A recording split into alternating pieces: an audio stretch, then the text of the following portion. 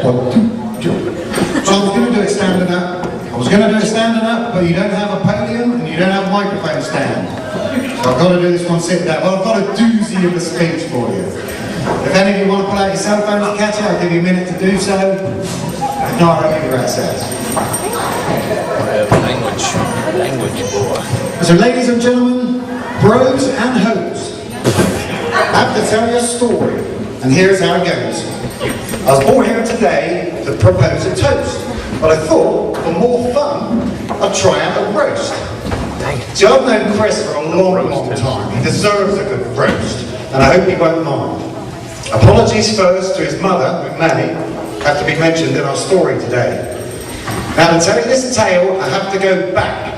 So please, get comfortable, chill out, and relax. So I'm from England. I know you can tell. I moved here and married my love, and all's well. But back in the day, when I first arrived, it was seriously tough just to survive. She was broke and I was broke, and that's not a good combination. So we found ourselves in what you might call a bit of a situation. The worst trailer in the world became our new salvation.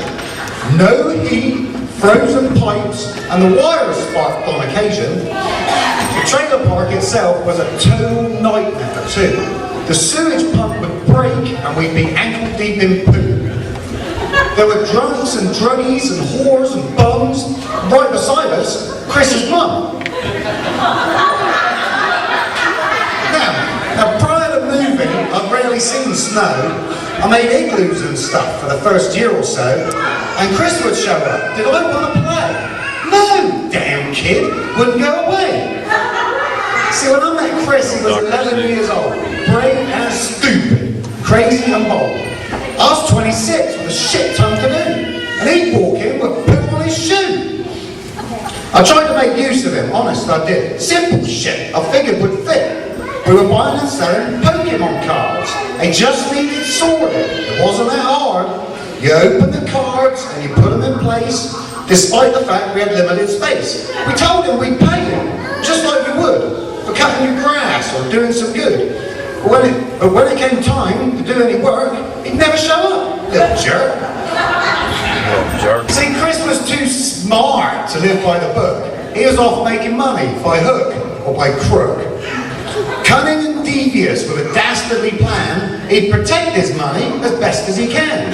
The solution, a jar placed on his shelf. Who could possibly find it? He had it all to himself. Well, people come and people go, and who knows where his money goes. But soon he shows up, crying and weeping. Someone has stolen the cash he was keeping. Well, feeling sorry for his stupid ass, we offered to help him take care of his cash. We found him a jar to keep in our kitchen. Maybe now he'd quit his bitching. So he lived like that as Chris kept growing, stuck with his ass, always coming and going. Pick up $1 or drop off $2, and nowhere in sight when there was work to do. Well, later we moved. We're finally rid of him. His mum should have fed him with brownies and riddling. But wouldn't you know it, I'll be damned, he showed back up, cap in hand. Broke as a joke and hungry too, bitching and moaning, oh, what can I do? Offered to build him a room downstairs. I needed his help, but I doubted he'd care. A trip to Home Depot for drywall and wood, lighting and wires, it was all going good. We decided to start the following day. I'd cut the wood, he'd nail it in place. I started cutting, and just as I feared, frickin' Chris had disappeared. I did what I could, working alone, and later that night, when Chris came home, I asked him, dude, where the hell did you go? And he told me some bullshit or other, I know. In the days to come, it is more of the same. I'd start work, he'd be gone again. It's still down there now, that half-finished room. It's hard to believe he's here now, a groom. But just when I thought that I'd go berserk, we mustered a plan to get him to work. We took him to a thrift store and picked him up a suit. We duct taped his sleeves and he looked like new. For several dozen roses, we lent him some cash and drove him around bars to sell them real fast. A surprise to us all, he did okay. He was back on his feet and soon on his way. He picked up a car and somewhere to live. What could go wrong? Well, leave that to Chris. The only thing he needed to sell roses was his car. That's what paid the bills, driving bar to bar. So seeing at a stoplight, when a guy pulls up beside, revving up his engine, Chris decides he'd race him down the road to see which car was best. He'd been working on it anyway, time to put it to the test. Well, the light changed from red to green and they go screeching off, and Chris is in the lead, feeling big and tough. But just ahead, there's a bend that Chris didn't see. Seconds later, this dumbass is wrapped around a tree. Now, I don't know about you, but I've been driving for a while.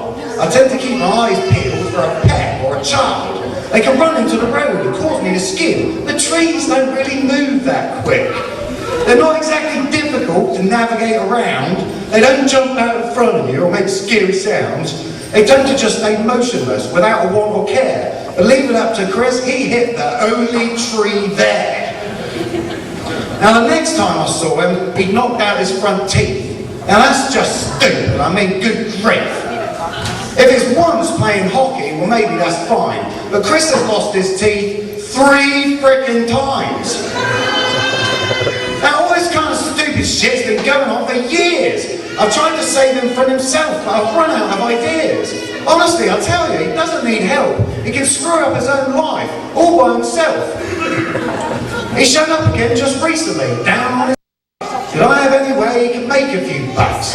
Sure, I say, he can paint my house. And Chris said something like 50 hours. We struck up a deal and he got straight to work. I forgot, as always, I was dealing with a jerk. You should see it. Oh my God, it's really unbelievable. My neighbours must be sick of it, and I'm not just being critical. It's brown to here, still white on top, and nothing's cut in properly. People use it in directions. You know, they have painted properly. We asked him please to get her done. We told him we'd be grateful. It's still not frickin' finished, and he started it in April. Amidst all this, he asked me if I'd be his best man. I told you he's not smart, so I devised an evil plan. Having never flown before, I had him thrown out of a plane. The bastard enjoyed himself. Damn it, failed again. In truth though, the speech, you know, is really all in fun. Honestly, I'm proud of how far Chris has come. I've known him for so long, I love him like a brother. The only one more proud of me should really be his mother. So Brittany, please, take care of this man. You love him and trust him, best you can. He's honest and hard-working, and he's ambitious too. There aren't many women as lucky as you. I wish you both the best of luck, whatever comes in life. I'm happier than ever, you know, husband and wife. Cheers.